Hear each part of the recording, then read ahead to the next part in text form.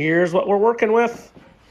All right, some loose in an envelope, a couple stacks here, nothing too obvious. 440 in Fed rolls. We have 110 that came off Coin Machine, 2 different banks. So this one solo, these 10 together, and 2 boxes. And that's a sight for sore eyes. So welcome to see that. I haven't had a Walking Liberty in forever, and it's on the end. Looks like it's in good shape, but Ring of Death. Gotta hate that Ring of Death. Anyways, it's nice to see that there's something desirable in the box. We've got a lot to get through. Let's go ahead and do it. Hi there.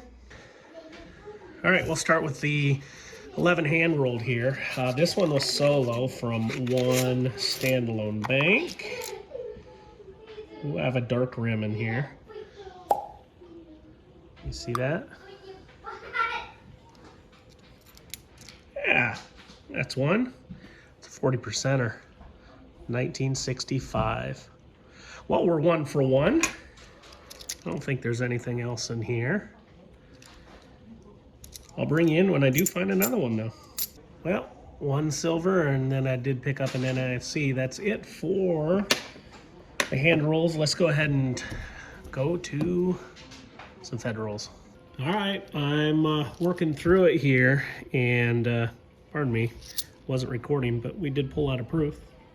It's a 1985 S. You can see it's in decent shape. There's a couple of scratches on the obverse. I don't see much on the reverse. We'll have to do an album check and see if this one will improve what we already have in there. Thicker rim is usually an easy way to tell if you have a proof, if you're edge hunting. I didn't catch this one though. It is shinier too. Oftentimes they're shiny if they're in good shape. So it does look like we have to keep our eye out for some proofs as we're hunting. All right, here we go. I have one that weighs slightly heavy, and you can probably see it, 226.44. That's starting to get up there to the area I start thinking maybe there's going to be a silver in there. So why don't we go ahead and open this one up and see if we're right. Maybe right here. I can't quite tell. No, but it has kind of a painted gold on it, so it kind of threw the edge for a loop. Nothing in there, just a deke. We'll bring you in when we do find something though. Okay, so this one is weighing up to 26.52. This is our Walking Liberty Ender. Let's go ahead, give it a rip, get it out of there. This is roll number 1 of this brand new box. All right, here we go. Let's dig into it. It's the only thing in there. Old, worn edge. Beautiful. That's what you're looking for there on the right-hand side. That old gray look. Okay, so here's the reverse. And I have already seen this is a Denver Mint. It's a really good condition to get the Ring of Death ever so slightly. You can see it on the edge of the feathers, kind of curling around. 1939D. Goodness, if memory serves me right, if this was a 38D, this would be a pretty hard to get date, but still that's harder. Anytime you can get one out of the 30s, that's a bonus. Awesome. First roll of this box. Let's hope there's maybe a sister or two floating around in this. Here we go. This is a 2651. Let's get ripping. This is about the same weight that we had that Walking Liberty Ender. So maybe something else on the inside. Doesn't look to be this time. Goes to show you, you can't solely rely on the weights themselves. I do see a thick edge. It's not a proof though. That was really thick though for what it was. Yeah, no silver in this one. But yeah, again, you can't always rely on the weights. That's why you always have to rip them. Sometimes even the light ones can have some silver in there. This heavy one, nothing. Final box, I'm on roll number 12. This one's weighing in light, and I believe this is missing half, but a quarter kind of substituted in. So we're gonna rip it open and see what we can find on the inside here. I think that's what it's going to be. Let me cut right to it. Yep, there it is. Quarter right there. It's like a Maya Angelou. Otherwise, nice shape if it weren't for that gunk. Oh, nice clash there on the cheek. 22D. Anyways, shorted 25 cents. Let's hope we make up for it. Okay, we're all done. No album check this time because everything I have in my album is better than what I found, especially actually when it comes to this Walking Liberty. I have a brilliant one in the 1939D slot, which I found in a previous video. Go ahead and link it up there for you in case you want to watch that one. Either way, this one is in fabulous shape. This is the second of 2 silvers I found on the end. Sometimes you get boxes that are loaded with silver. Sometimes you get skunked, and sometimes you have a random Walking Liberty floating around in your box. 85 proof. This one does have some scratches. The one I have in my book is just almost perfect. 40%er as I drop it and worsen the condition on my Walking Liberty. 1965. It's clearly been cleaned at some point with some artificial toning, and it's still showing up in some of the fields. And then we had 3 NIFCs. So what was this? This was a little over $1,500 worth. Hey, you know, anytime you can get a Walking Liberty, I call that a successful hunt. Things have been still continuing to be a bit on the slow side for me, but I am very thankful to have what I picked up out of this hunt. Thanks for watching, everyone. Stay healthy, stay safe. We'll catch you next time.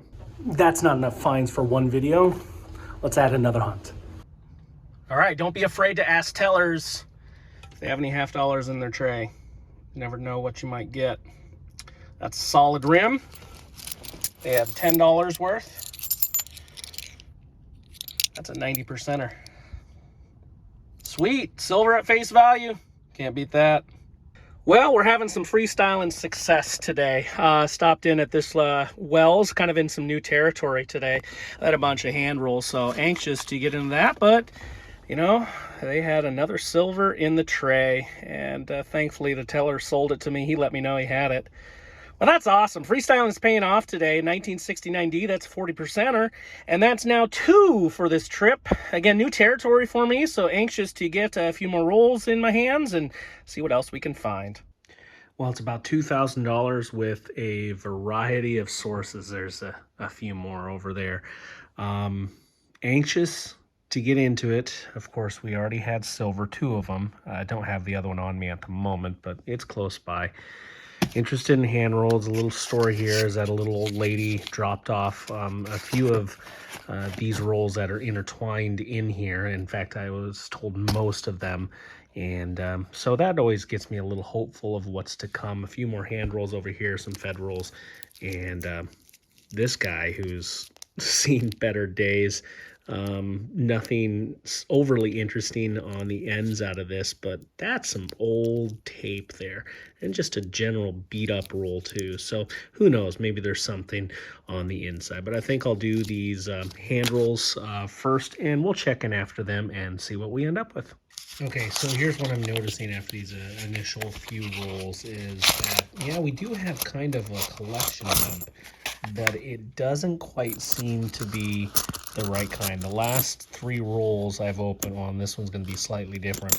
They've been solidly bicentennials. Now, the other ones, the other couple I've done, they've been no newer than 1980. And okay, there's 81, but you see this generally fits the bill. So I do think these were in someone's collection or basement for quite a while, but obviously they're just not the silver variety. Hopefully we can sneak in a roll there. Who knows, but then we also have another batch too. So we'll keep at it, and I'll bring you back in if we find something interesting. Okay, so 5 rolls into there, and you get the same general theme that's going on here. All bicentennials, and I'll tell you, they were put up in really great condition. You can tell they're old though, and while it does have that shine, it's not the brand new freshly minted if you will. You can tell these have been sitting a while. Also, I can tell just by sliding the coins, they don't want to slide normally like when I'm checking through rolls. So just a couple of observations that I have for this. It does lower my expectations a bit for what we can ultimately find in here. Who knows? Maybe I'll be surprised, but that's what we're dealing with. I may hold on to a couple of the rolls of these, pick out maybe some of the best of them. It's always nice to have a few on hand, you know, just in case. You never know what can happen. But anyways, we'll dive back in. I'll bring you in if we actually find a find that you would like to see me find in some of these rolls. We are working into the first box. I'm on roll number 14. Doesn't weigh anything too crazy, but I did get to ripping, and you can see the fruits of our labor. To get the paper out of the way. There we go. That's going to be a silver. 1969D, 40%er. Hopefully some friends aren't too far behind. Just a couple of rolls later, roll number 20. No silver, but a shiny. And I didn't necessarily see it until I saw it, but it's a proof. 1988S, really not bad shape. Does have a little bit of a chatter there. There we go. We have some finds piling up. More friends to come. Second box now. We are on the final roll. Little final roll happenings. I tell you, these rolls have been loaded with 2022s. So there haven't been a lot of finds out of here. There's a thicker edge one right where you see my finger coming together. I've already seen it as I was thumbing through the roll. That's a proof. It's kind of beat up. It's an 07S. Get up in the 2000s. I am missing a few proofs of the clad variety, so we'll check the book. And if we don't need it, we're going to jump into the wrap-up of this hunt. Well, kind of an interesting hunt overall. I'll tell you what, we had a lot of hand rolls that had pristine bicentennials in them. I did end up keeping a couple. A few of those rolls did have quite the slew of NIFCs in there. One of the boxes actually had 15 too, and I did need a couple because I do put together some sets, by the way. If anyone wants one, just let me know in the comments and we can get one scrounged up and sent your way. So I do save my NIFCs, 3 silvers. 1 came out of the box and then 2 from the teller trays, one being a 90%er on the right, 1964 Philly, and 2 1969 Denvers. 40%ers. 2 proofs pulled out. That 88S is in pretty good shape, and a 2000S, and wouldn't you know it, I actually need that one for my collection. So this is a look at my collection. Every single coin I have in here has been found coin roll hunting. Just a few holes from the 90s on. Otherwise, I'm complete all the way back to the beginning of the Kennedys. I even have a few of those coveted silver proofs in there too. Anyways, the one we are adding today is the 2007 S proof. Notice that empty hole right there. Even though it's a little beat up, I am thrilled to make an addition. That actually came from the very final roll that I looked at. So that gets us with the clad proofs up through 2007 with only a couple of holes left in the works. I'll fix that later. And I think the only hole I have is a 98S prior to 2007 as far as the clad proofs. Of course, a lot of silver proofs having some holes in there. That's a look at the current state of the collection. Happy to have what I got from that hunt. Some unique finds in there too. Hopefully that silver will pick back up. That's been a bit of a struggle as of late for me, but still some finds are sprinkled in there. This one I just had to make a little trek out of my normal area to get. Happy to have it. Thanks for watching, everyone. Stay healthy, stay safe. We'll catch you next time.